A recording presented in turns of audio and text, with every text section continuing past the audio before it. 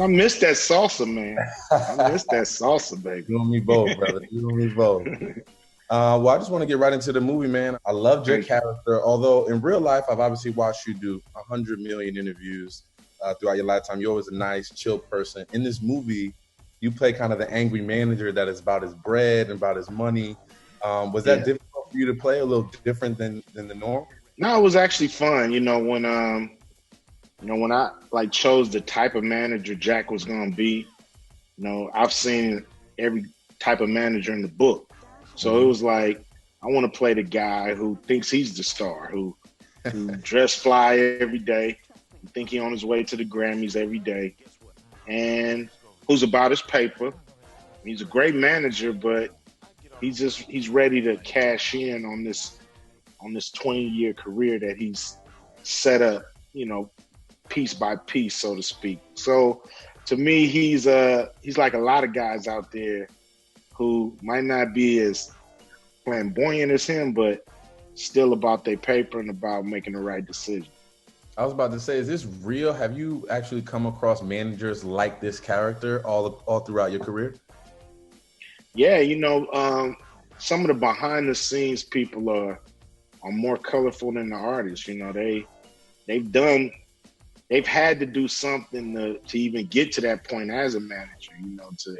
To be behind the scenes, you have to be seen, so to speak. So there's guys who, at a certain point, they're bigger than their artists or just as big. Switching gears a little bit, I just saw on Instagram it's the 30th anniversary of America's Most Wanted, man. Yeah. And yeah. I was like, I gotta ask you if there's any stories or any moments from recording that album or touring that album that you could tell me about. Anything that stands out to you during those years. Don't try to apprehend him.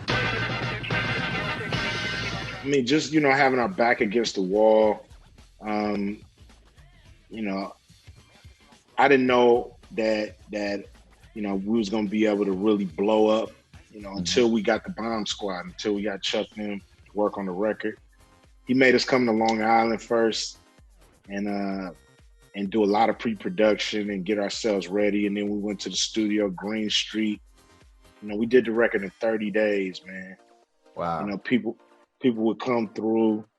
People like EPMD would scoop us up, take us to their hood. We hang out with Redman, hang out with K Solo, and I met Buster before he was Buster.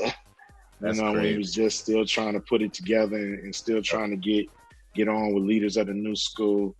And it was just it was love, man. And it was a grind, but it was a good grind. Just proud of those those moments, and just took a chance, just like in our movie. We didn't know it was gonna work. We just took a chance and followed our creativity, and 30 years later we got a great record. That's what's up. It's definitely one of the classics in my opinion. And speaking of music, man, have you been paying attention or locked into any of these versus battles that have been going on? Yeah, I have. I really enjoy them. I don't like them when it's all about competition. I don't think it should be about competition. I agree. I would have really had an artist playing their favorite. Like I would have had Jill Scott playing her favorite Erykah Badu songs, and I would have Erykah Badu playing her favorite Jill Scott songs. So it's all love. It ain't no, I'm gonna play my hits versus your hits, and we're gonna see which one hit the best. I think it's in the spirit of love now, but that's how I would like to see verses done, showing the admiration back and forth. We make music. Man, who would you want to go on verses with and show your admiration for if you was, if Swizzy called you or Timbaland called you up to do one of these? Oh man, it's a lot of people, it's but you see, they've been trying to pair it all, so to make it feel like the two careers are kind of just like Nelly and Ludacris. You're like, okay, that makes sense. Both of their careers are kind of similar, and then they bring them together. So I'm interested to see who you think would pair up nicely with you.